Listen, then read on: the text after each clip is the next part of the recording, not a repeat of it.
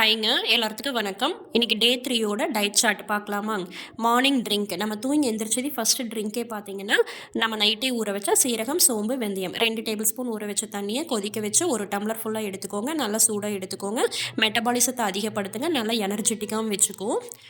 அடுத்தது நான் வந்து 6 to 7க்கு ஃபேட் கட்டர் ட்ரிங்க் நம்மளோட தேவையில்லாத கொழுப்புகளை கரைக்கிறதுக்கு வந்து பார்த்திங்கன்னா சொரக்காய் ஜூஸ் தான் எடுத்துக்கிட்டேங்க.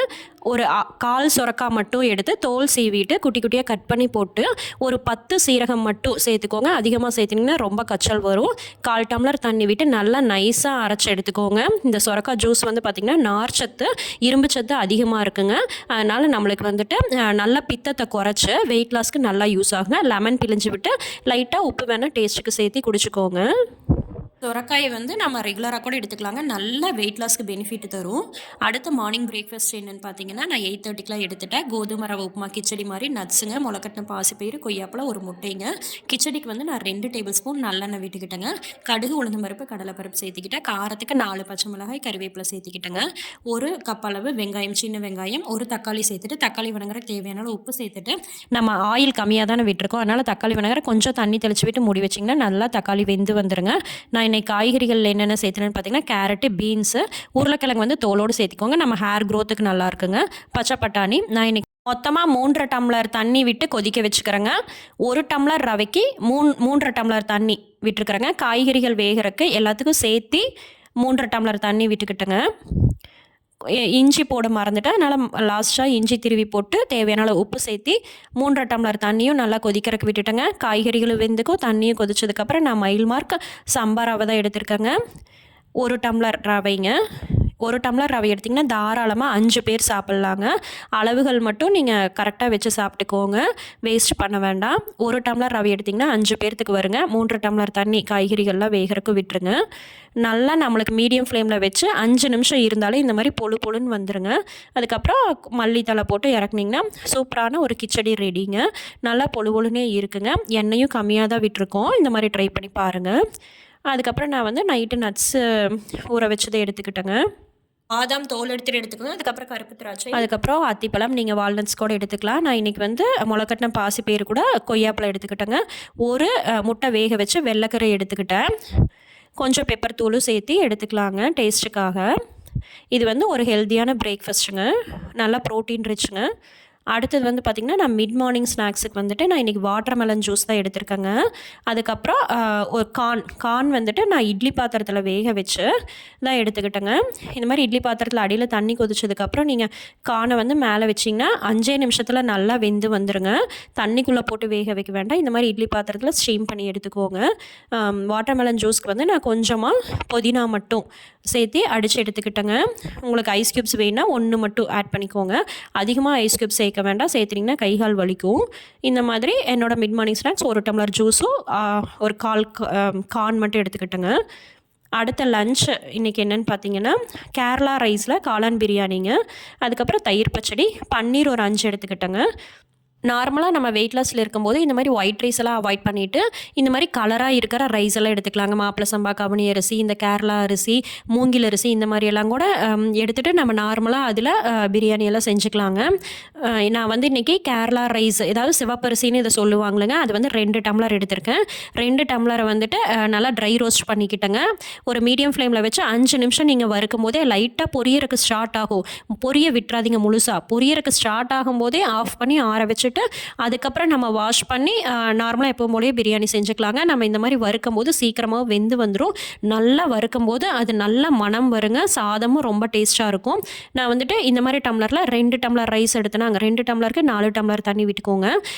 நான் வந்து 2 டம்ளர் வந்து 6 பேர்த்துக்கு செஞ்சேங்க. நீங்கள் வந்து 2 பேர்த்துக்கு தான் பிரியாணி செய்கிறீங்கன்னா 1/2 டம்ளர் ரைஸ் எடுத்தாலே போதுங்க.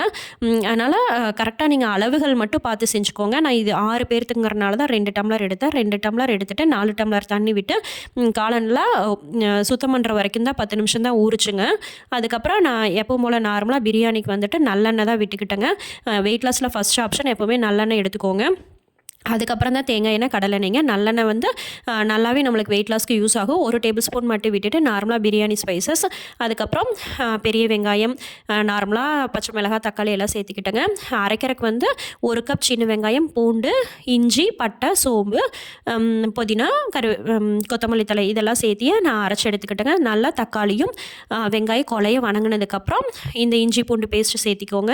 நல்லா நம்மளுக்கு வந்து நல்லா கொதிச்சதுக்கப்புறம் நான் இன்றைக்கி ஸ்பைசஸ் வந்து பார்த்திங்கன்னா 2 டேபிள் ஸ்பூன் மிளகாய்த்தூள், 2 டேபிள் ஸ்பூன் மல்லித்தூள், கரம் மசாலா 1 டேபிள் ஸ்பூன் சேர்த்திக்கிட்டேங்க. அதுக்கப்புறம் 1 டேபிள் ஸ்பூன் புளிக்காத தயிர் வந்து 1 கரண்டி சேர்த்திட்டு நல்லா மசாலாலாம் கொதிச்சதுக்கப்புறம் நம்ம கட் பண்ணி வச்சுருக்கிற வாஷ் பண்ணி கட் பண்ணி வச்சுருக்க காளானே சேர்த்துக்கோங்க.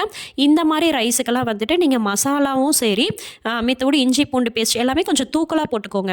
இந்த ரைஸுக்கெல்லாம் தூக்கலாக போடும் போது நம்மளுக்கு நல்லா பிடிச்சி வெந்து நல்லா டேஸ்ட் வருங்க. நார்மலாக நம்ம ஒயிட் ரைஸை விட இதுக்கு வந்து அந்த மசாலா பவுட்ரு மட்டும் சேர்த்தி போட்டுக்கோங்க. அது ஒன்று தாங்க, வேறு எதுவும் இல்லை. சேர்த்தி போடும்போது நல்லா டேஸ்ட்டாக இருக்குங்க. தேவையான உப்பு, லெமன் பிழிஞ்சு விட்டுக்கோங்க.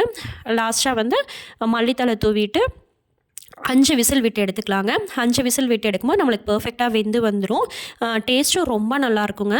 இந்த கேரளா ரைஸ் எல்லாம் வந்து வெளிப்புறத்தில் வந்து பார்த்திங்கன்னா சிகப்பு நிறம் இருக்குல்லங்க, அந்த சிகப்பு நிறத்தில் தான் வந்து பார்த்திங்கன்னா பெரி கார்ப் அப்படிங்கிற ஒரு கண்டென்ட் இருக்குது. அதுதான் வந்து ஃபைபர் ரிச்சுங்க. அந்த வெளிப்புற தோலை வந்துட்டு நம்மளுக்கு நீக்காமல் தர்றாங்கல்லங்க, அதுதான் அன்பாலிஷ்டு ரைஸ். இதில் தான் ஃபைபர் கண்டென்ட் அதிகமாக இருக்குங்க. அதனால் இந்த மாதிரி கலர்ஃபுல்லான ரைஸ் எடுத்துக்கோங்க. அடுத்து நான் பன்னீர் ஃப்ரைக்கு வந்து பார்த்திங்கன்னா பன்னீர் வந்து ஒரு 15 பீஸ் கட் பண்ணி 2 டேபிள் ஸ்பூன் மிளகாய்த்தூள், வர மிளகாய்த்தூள் சேர்த்துக்கிட்டேங்க. அதுக்கப்புறம் ஒரு 1/2 டேபிள் ஸ்பூன் மஞ்சத்தூள், தேவையான அளவு உப்பு சேர்த்துட்டு ஒரு 1/4 லெமன் மட்டும் பிழிஞ்சு விட்டுக்கோங்க. அதுக்கப்புறம் இது எல்லாத்தையுமே நம்ம எல்லாம் மிக்ஸ் பண்ணி வச்சுட்டு நான் வந்துட்டு இன்றைக்கி இட்லி பாத்திரத்தில் தான் ஸ்டீம் பண்ணி எடுத்துக்கிட்டேங்க. வெயிட் லாஸில் இருக்கிறவங்க ஆயில் வச்சு பன்னீரை ஃப்ரை பண்ண வேண்டாம். இந்த மாதிரி இட்லி தட்டில் தண்ணி கொதிச்சதுக்கப்புறம் நீங்கள் நார்மலாக இட்லி வேகிற மாதிரியே இட்லி தட்டில் வந்து பன்னீரை ஸ்ப்ரெட் பண்ணி விட்டு ஒரு 5 நிமிஷம் மட்டும் வேக வச்சு எடுத்துக்கோங்க. 5 நிமிஷத்துக்கு மேலே விட வேண்டாம், ரொம்ப பன்னீர் கெட்டியாயிருங்க. 5 நிமிஷத்துக்கு உள்ளேயே நீங்கள் வந்து எடுக்கும்போது இந்த மாதிரி ரொம்ப சாஃப்டாக இருக்குங்க. அந்த மசாலாலாம் எதுவுமே போகாது, நல்லா டேஸ்ட்டாக இருக்கும். இந்த மாதிரி பன்னீர் வந்து குழந்தைகளுக்கும் சரி, நம்ம வெயிட் லாஸில் இருக்கிறவங்களும் ட்ரை பண்ணி பாருங்களேன். ஸ்டீம் பண்ணி ரொம்ப நல்லதுங்க, ஸ்டீம் பண்ணி எடுத்துக்கிறது. அதுக்கப்புறம் ஆனியன் ரைத்தாக்கு வந்து பார்த்திங்கன்னா நான் பெரிய வெங்காயம், கேரட், குக்கும்பர் 3மே போட்டுக்கிட்டேங்க. பன்னீர் வந்து ப்ரோட்டீன் ரிச்சுங்க. டெய்லி ஒரு 2 பீஸ் கூட எடுத்துக்கலாம். இந்த மாதிரி ஒரு சூப்பரான லஞ்சாக தான் நேற்று இருந்துச்சுங்க. காளான் பிரியாணி, கேரளா ரைஸில் பன்னீர், ஆனியன் ரைத்தா ஃபுல்ஃபில்லாக தான் இருந்துச்சுங்க. அடுத்தது வந்து பார்த்திங்கன்னா ஈவினிங் ஸ்நாக்ஸுக்கு வந்துட்டு மல்லி டீ தாங்க. கேரளா ரைஸ் எல்லாம் நம்ம சாப்பிடும்போது கொஞ்சம் லேட் ஆகும், ரொம்பவே டைஜஷன் லேட் ஆகும். அந்த வெளிப்புற தோல் வந்து ஃபைபர் ரிச்சாக இருக்கிறதுனால நம்மளுக்கு டைஜஷன் நார்ச்சத்து அதிகமாக இருக்கிறனால கண்டிப்பாக ஜீரணமாகறதுக்கு லேட் ஆகுங்க. அதனால் ஈவினிங் ஸ்நாக்ஸ்க்கெலாம் ஜஸ்ட் ஒரு மல்லி டீயோ இல்லை பிளாக் டீயோ மட்டும் கூட நீங்கள் எடுத்துக்கலாம். நான் வந்து ஜஸ்ட் இந்த மல்லி டீ மட்டும்தான் எடுத்துக்கிட்டேங்க. நீங்கள் வந்து கிரேவிங்ஸாக இருந்துச்சுன்னா லைட்டாக கருப்பு டீயோ டார்க் சாக்லேட்டோ கூட எடுத்துக்கலாங்க. அதுக்கப்புறம் லாஸ்ட் மீலாக பார்த்திங்கன்னா ரொம்ப சிம்பிளாக தக்காளி சூப்போடு முடிச்சாச்சுங்க. நைட்டு டின்னருக்கு நான் 6:30க்குலாம் தக்காளி சூப்பு தாங்க, ரொம்ப சிம்பிளாக செய்யலாங்க. 3 தக்காளி வாஷ் பண்ணிவிட்டு தோல் சீவிட்டு எடுத்துக்கோங்க. ஒரு 10-15 சின்ன வெங்காயம் முழுசாக சேர்த்திக்கோங்க. 6-7 பல் பூண்டுங்க, 1/2 டேபிள் ஸ்பூன் சீரகம், அதுக்கப்புறம் 1 டேபிள் ஸ்பூன் மல்லித்தூள், கொஞ்சோண்டு காரத்துக்காக நான் வீட்டில் அரைச்ச சாம்பார் தூள் சேர்த்துக்கிட்டேன். நீங்கள் இல்லைன்னா மிளகாத்தூள் கூட சேர்த்திக்கலாம். பெருங்காயத்தூள் ஒரு பிஞ்சை சேர்த்திக்கிட்டேங்க. சூப்புக்கு தேவையான அளவு உப்பு எல்லாத்தையுமே இதுலேயே சேர்த்திட்டு ஒரு 1/2 டம்ளர் தண்ணி விட்டு கொஞ்சம் தருதருனே அரைச்சி எடுத்துக்கோங்க. அதுக்கப்புறம் நம்ம ஜஸ்ட் ஒரு தாளிப்பு கொடுத்தோம்னா டக்குன்னு ஒரு 10 நிமிஷத்துலேயே இந்த சூப் ரெடி பண்ணிடலாங்க. நல்லெண்ணெய் சும்மா ஒரு கரண்டி விட்டு கடுகெல்லாம் அவாய்ட் பண்ணிவிட்டு சீரகம் 1/2 டேபிள் ஸ்பூன் சேர்த்திக்கோங்க. கருவேப்பிலை தழை, அதுக்கப்புறம் நம்ம அரைச்சி வச்ச அந்த தக்காளி பேஸ்ட்டும் சேர்த்திட்டு பெரிய கிளாஸில் ஒரு கிளாஸ் ஒரு 280 ml தண்ணி சேர்த்திட்டு நம்ம சூப்பு வந்து சும்மா ஜஸ்ட் ஒரு 10 நிமிஷம் கொதிச்சாலே வந்து சூப்பு ரெடி ஆயிருங்க. ரொம்ப டேஸ்ட்டாக இருக்குங்க. ஒரு ரசம் அல்லது வந்து சிக்கன் சூப்பு குடிக்கிற மாதிரி ஒரு டேஸ்ட்டுங்க. ரொம்ப சிம்பிளாக செஞ்சிடலாம், ட்ரை பண்ணி பாருங்கள். நீங்கள் இது போக வந்துட்டு கண்டிப்பாக தண்ணி வந்துட்டு 2 லிட்டர் தண்ணியாவது எடுத்துக்கணும். கண்டிப்பாக வாட்டர் ரொம்ப வெயிட் லாஸில் முக்கியங்க. இந்த 2 லிட்டர் தண்ணிக்குள்ளே வந்துட்டு நீங்கள் லெமனோ இல்லை சியா சீட்ஸோ புதினா இலைகள் போட்டு கூட எடுத்துக்கலாங்க. நேற்று சூப்பராக டயட் சார்ட் ஃபாலோ பண்ணியாச்சுங்க. நீங்களும் பண்ணுவீங்கன்னு நம்புகிறேன். ஏதாவது டவுட் இருந்தால் கமெண்ட் பண்ணுங்கள். தேங்க்ஸ் ஃபார் வாட்சிங். பை.